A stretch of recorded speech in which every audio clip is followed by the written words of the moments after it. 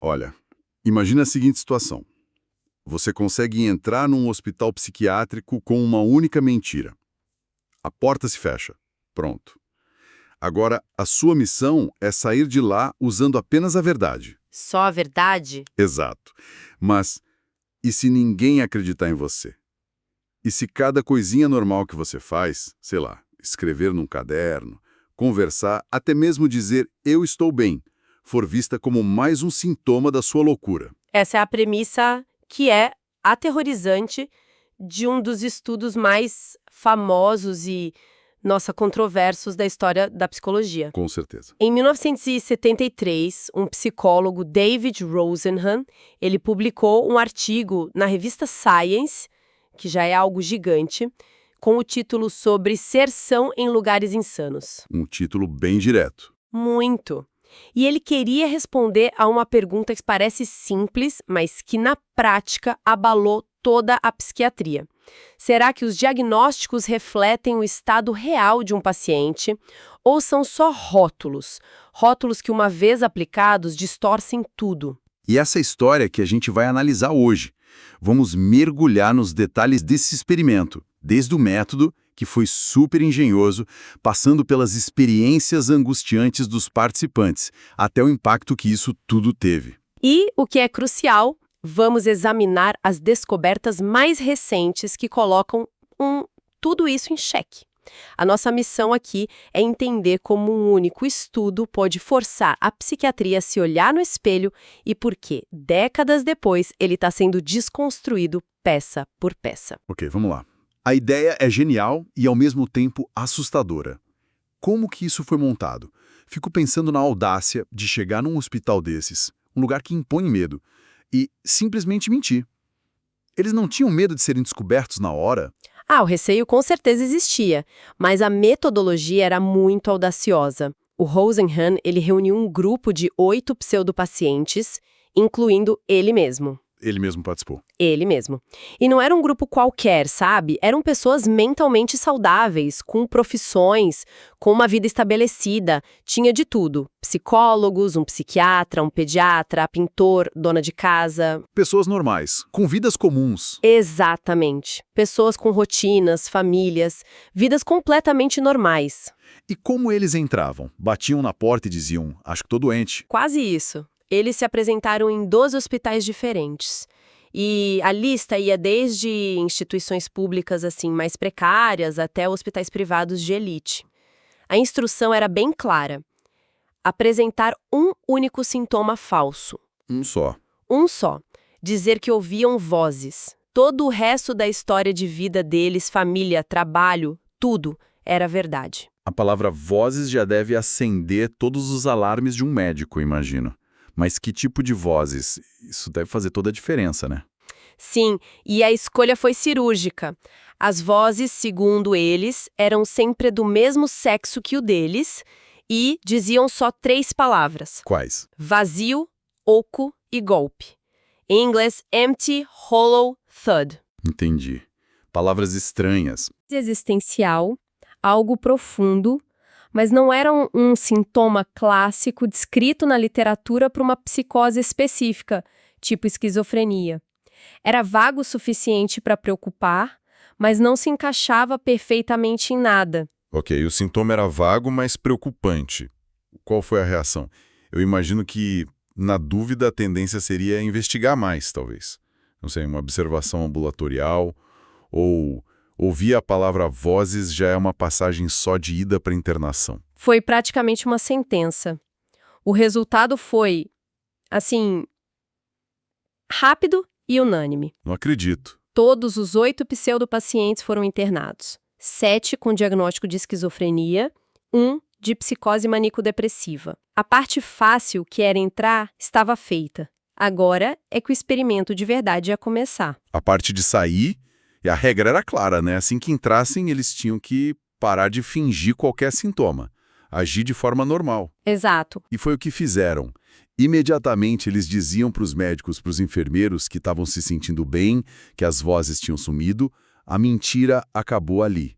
Daquele ponto em diante, era só a verdade. Mas a verdade adiantou alguma coisa? É aí que a história fica realmente perturbadora. O rótulo já estava colado neles, a sanidade deles se tornou, invisível para a equipe do hospital. Invisível. Completamente. Cada comportamento normal era reinterpretado através da lente da doença que eles receberam. Eles não eram mais pessoas, eram esquizofrênicos. E os exemplos que eles contam são de arrepiar. O simples ato de tomar notas num caderno, que eles faziam abertamente, foi registrado nos prontuários como comportamento de anotação. Sim, como se fosse um sintoma. Exato. Uma enfermeira escreveu: o paciente se engaja em comportamento de escrita. Não era mais um diário, uma pesquisa. Era um sintoma patológico. Isso me dá calafrios. A realidade perde o sentido. Perde totalmente. E essa reinterpretação ia muito além. O diagnóstico começou a reescrever o passado inteiro da pessoa para encaixar na narrativa da doença. Como assim? A história de vida deles. Um pseudopaciente descreveu o relacionamento com a família como normal, sabe? Com altos e baixos, como toda a família. O prontuário distorceu isso para falar de ambivalência, relações problemáticas, coisas que se encaixavam nas teorias sobre famílias de esquizofrênicos. Tem um caso que é quase cômico de tão absurdo. Um psiquiatra viu um grupo de pacientes esperando na fila para o refeitório um pouco antes do almoço. Ah, essa história clássica. E ele explicou para um grupo de residentes que aquele comportamento era característico da natureza oral aquisitiva da síndrome. As pessoas estavam com fome. Exatamente. Fome virou sintoma. Então quer dizer que toda vez que eu fico na frente da geladeira, esperando da hora do jantar, eu estou exibindo um comportamento oral aquisitivo. A psiquiatria dos anos 70 ia se deliciar comigo. Provavelmente. E isso ilustra o ponto central do Rosenhan, o poder do contexto. Dentro de um hospital psiquiátrico, um comportamento é visto primeiro como sintoma, só depois, e com sorte, como uma reação humana normal a um ambiente que é completamente anormal. E o que mais me chocou, para ser sincero, foi a despersonalização, a desumanização. A equipe ficava isolada naqueles postos de enfermagem de vidro. Que eles apelidaram de a gaiola. A gaiola. O nome já diz tudo. O contato era mínimo. Eles eram ignorados, tratados como objetos mesmo, não como pessoas. Tem um relato de uma enfermeira que, numa ala cheia de homens, parou e arrumou o sutiã como se eles nem estivessem ali. Como se fossem parte da mobília. Exato. Uma invisibilidade completa. E os dados confirmam isso. O tempo médio de contato direto com psiquiatras e médicos era de menos de 7 minutos por dia. 7 minutos? Por dia. A maioria das interações era breve. Eles eram basicamente recipientes de pílulas, não pessoas com quem se conversava. E aí vem a parte que eu acho mais incrível de todas, a mais irônica. Enquanto a equipe toda, os especialistas, não percebiam absolutamente nada, quem foi que sacou a farsa? Os outros pacientes. Os pacientes reais. Eles perceberam. Dos 118 pacientes nos primeiros hospitais, 35 deles. É quase um terço. É muita gente. Muita gente. Eles chegaram nos pseudopacientes e disseram coisas tipo: você não é louco, você é um jornalista ou você é um professor investigando o hospital. Isso é inacreditável. As pessoas que o próprio sistema rotulou como insanas foram as únicas com clareza para ver a sanidade. Isso diz tanto. Diz tudo, né? O Rosenhan, ele teorizou que os psiquiatras operam com uma tendência forte ao que os estatísticos chamam de erro do tipo 2. O que seria isso? Basicamente, na dúvida, é melhor diagnosticar uma pessoa saudável como doente do que o contrário, diagnosticar uma pessoa doente como saudável e mandá-la para casa. O que na medicina geral faz sentido. É um princípio de precaução. Melhor tratar uma gripe que não existe do que ignorar uma pneumonia. Exato. Mas na psiquiatria daquela época, com o estigma gigantesco de um diagnóstico como esquizofrenia, as consequências desse erro eram devastadoras. O rótulo gruda. E quanto tempo eles ficaram lá dentro? Variou muito. De 7 a longos 52 dias. A média foi de 19 dias. E quando finalmente saíram, o diagnóstico não foi saudável ou curado. Foi o quê? Esquizofrenia em remissão. Em remissão. Então, para o hospital, eles nunca deixaram de ser doentes. A doença só estava dormindo. O sistema nunca admitiu que errou. Jamais. Aos olhos do sistema, o diagnóstico estava certo. Mas a história não acaba aí. Teve uma reviravolta, que talvez seja a parte mais genial do estudo todo. Estou esperando por essa. A equipe de um hospital de pesquisa super renomado soube do estudo e afirmou com uma certa arrogância, sabe, que tal erro jamais aconteceria em nossa instituição. Ah, clássica defesa do aqui é diferente. Imagina o que o Rosenhan tenha dito. Ah, é? Então vamos ver. Basicamente isso. Ele fez um acordo com eles, anunciou que nos 3 meses seguintes, um ou mais pseudopacientes tentariam se internar lá. A tarefa da equipe era identificar os impostores. E a equipe ficou de sobreaviso, imagino, analisando todo mundo com uma lupa. Exatamente, um pente fino, desconfiando de tudo e de todos. E eles encontraram alguém. Encontraram vários. Nos meses seguintes, de 193 novos pacientes admitidos, a equipe identificou 41 como prováveis pseudopacientes, e outros 42 foram considerados suspeitos. Nossa, 83 suspeitos. É um número bem alto. Quantos o Rosenhan enviou de verdade? Uns 10. Nenhum. Como assim, nenhum? Ele não enviou ninguém. 0. Todos os 83 pacientes que eles marcaram como impostores eram pacientes genuínos, pessoas buscando ajuda de verdade. Fase, eles não conseguiam ver a sanidade, porque a expectativa era achar a doença. Na segunda, eles começaram a ver falsos doentes em pessoas doentes, porque a expectativa era achar farsantes. Exato. Então o diagnóstico não tinha quase nada a ver com o paciente, e sim com a cabeça do médico. Isso é assustador. Precisamente. Foi a prova final. Ele mostrou que o diagnóstico podia ser totalmente influenciado pela simples sugestão. O contexto era o fator determinante. Um estudo desses publicado na Science deve ser uma bomba atômica na psiquiatria. Qual foi o legado imediato? Foi um terremoto. O artigo acelerou muito o movimento antimanicomial, o processo de desinstitucionalização. Milhares de leitos psiquiátricos foram fechados nos Estados Unidos, com a ideia de trocar os grandes hospitais por cuidados na comunidade. E impactou o jeito de diagnosticar. O sistema aprendeu a lição? Teve um impacto direto e profundo na criação do DSM-3, o Manual de Diagnósticos que saiu em 1980. Ele forçou a psiquiatria a adotar critérios bem mais rigorosos, objetivos, tipo um checklist de sintomas, sabe? Em vez de se basear em teorias vagas. Foi uma tentativa de tornar tudo mais científico. Mas nem todo mundo aplaudiu, né? Sempre tem outro lado. De jeito nenhum. As críticas foram fortes. Psiquiatras como Robert Spitzer disseram que o estudo era pseudociência. E qual era o argumento dele? O argumento era: se um paciente chega num hospital dizendo que ouve vozes, que é um sintoma clássico de psicose, o diagnóstico de esquizofrenia não é irracional. É o esperado de um médico competente.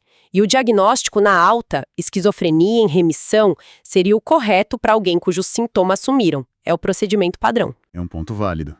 Se alguém chega no pronto-socorro com dor no peito, o médico vai investigar um infarto. Não vai achar que a pessoa está mentindo. Mas mesmo assim, o que aconteceu depois da internação ainda parece indesculpável. Só que essa história, ela ganhou um novo capítulo décadas depois, não foi? E a trama se complica. Sim, e aqui a história dá uma virada de filme de suspense. A jornalista Susana Carralan, que escreveu aquele livro Cérebro em Chamas, sobre a experiência dela mesma sendo diagnosticada errado, Sei qual é. ela decidiu investigar a fundo o estudo do Rosenhan para um novo livro, The Great Pretender. E o que ela descobriu nos arquivos dele? Foi o quê? Coisas muito perturbadoras.